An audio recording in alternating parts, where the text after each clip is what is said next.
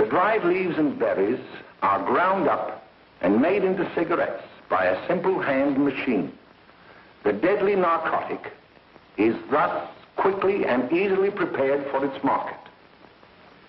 The sale of marijuana is even more difficult to detect and halt than the traffic in drugs such as opium, morphine, and heroin.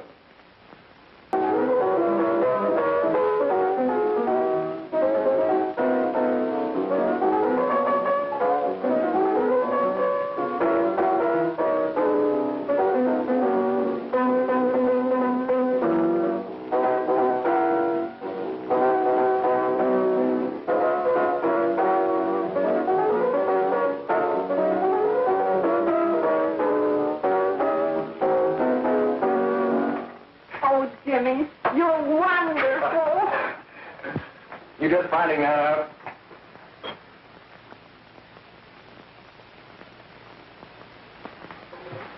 Why can't we go now? Good.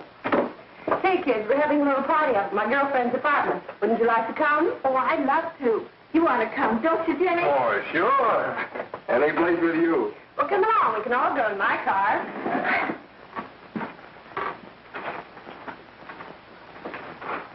See you later, Joe. Tom. But do you realize that marijuana is not like other forms of dope? You see, it grows wild in almost every state in the Union. Therefore, there is practically no interstate commerce in the drug. As a result, the government's hands are tied. And frankly, the only sure cure is a widespread campaign in education. Oh, it's all right to talk about education, Mr. Wyatt. But we educators can't do anything until the public is sufficiently aroused. Let me show you something. In 1930, the records on marijuana in the Washington office of the Narcotics Division scarcely filled a small folder like this. Today, they fill cabinets.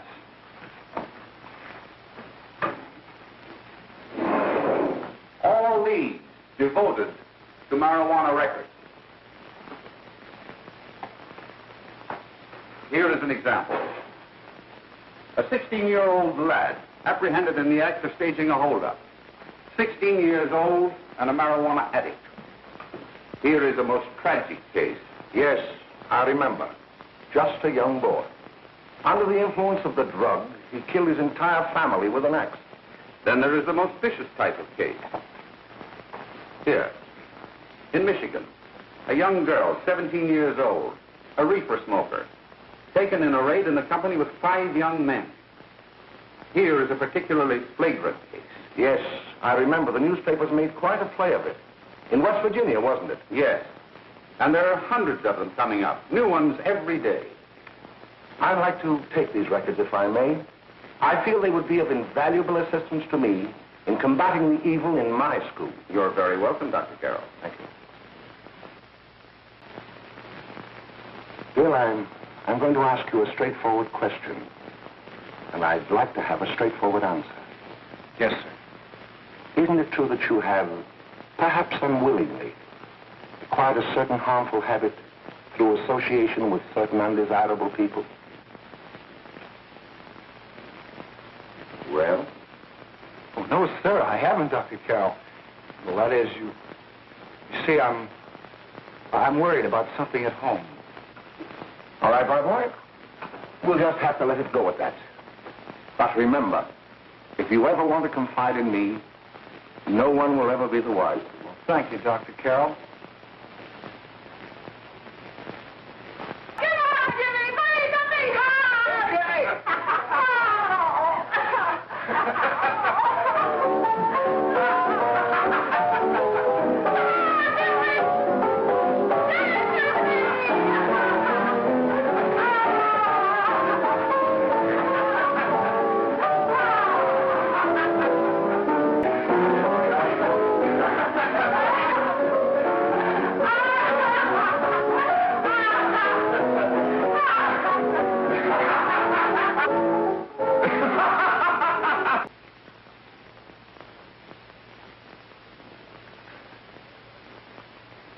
Snap out of her, will you? It's not our fault.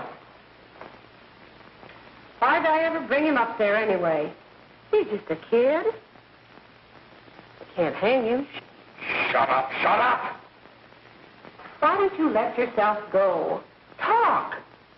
Go off your nuts and have me that way, too. It was his own fault, wasn't it? Shut up! They've got us hidden now, haven't they? The cops can't find us. Jack.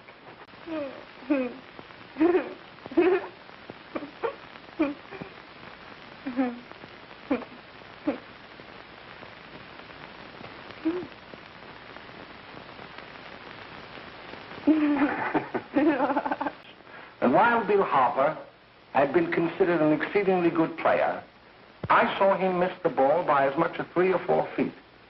This, I understand, could be attributed to the use of marijuana. It causes errors in time and space. Objection, Your Honor. The witness has been qualified to express opinions upon the effect of narcotics. Sustained. Dr. Carroll has been called merely as a character witness. Well, then, although you didn't know to your own knowledge that the defendant was using marijuana, did you notice any changes that would lead you to believe, as an educator, that he was under some severe mental strain, which might possibly have been induced by some drug? Yes, I recall distinctly a few weeks ago. It was during a class of English literature.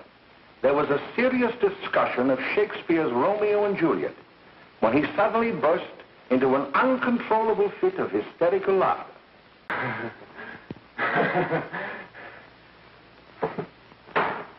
May. What do you want? Bring me some reefers.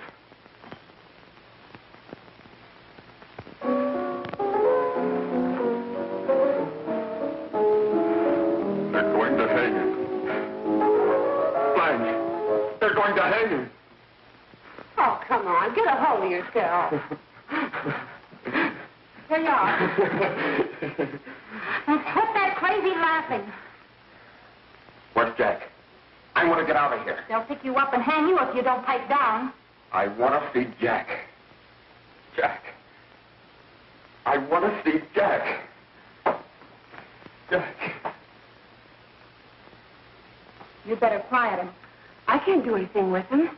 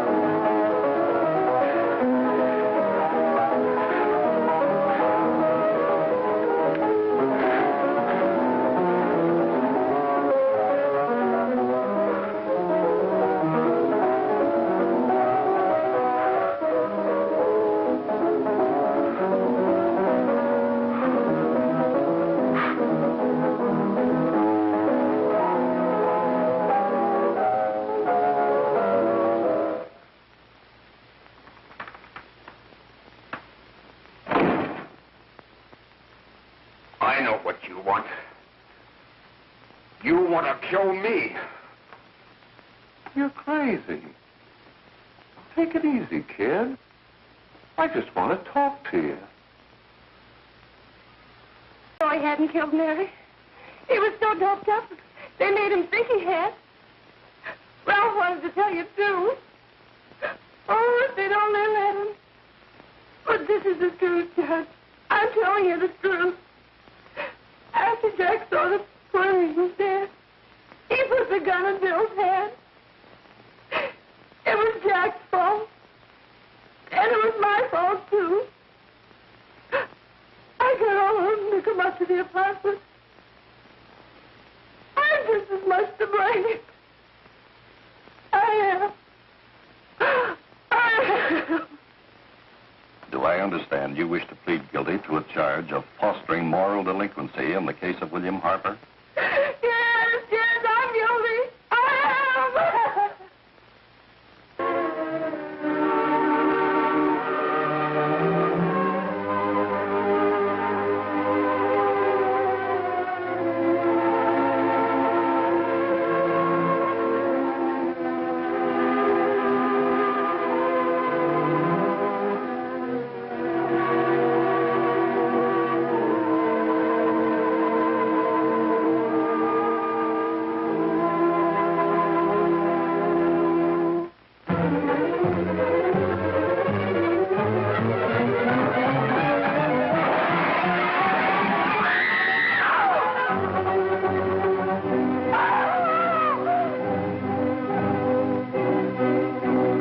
But, young man, although this court is convinced that to declare you guilty would have been a gross miscarriage of justice, we cannot condone your acts. And we can express only the hope that your experiences may not alone keep you, but thousands of others from the vicious pitfalls of marijuana. Thus, I am ordering you to remain in this court during the next case, so that you will be obliged to witness what you yourself so narrowly escaped. Call the case of the people versus Ralph Wiley. In this case, the state waives trial of the defendant, Ralph Wiley. It is convinced that he is hopelessly and incurably insane, a condition caused by the drug marijuana to which he was addicted. It is recommended, Your Honor, that the defendant be placed in an institution for the criminally insane for the rest of his natural life. Defendant counsel joins the state in this request. Since counsel for the defense, as well as counsel for the state, seem to agree on this, I see no reason why the request should not be granted. Yes, that happened right here, to your neighbors. It is not too much to say that in your hands lies the possibility of averting other tragedies like it. We must work untiringly so that our children are obliged to learn the truth, because it is only through knowledge that we can safely protect them. Failing this, the next tragedy may be that of your daughter, or your son, or yours, or yours, or yours.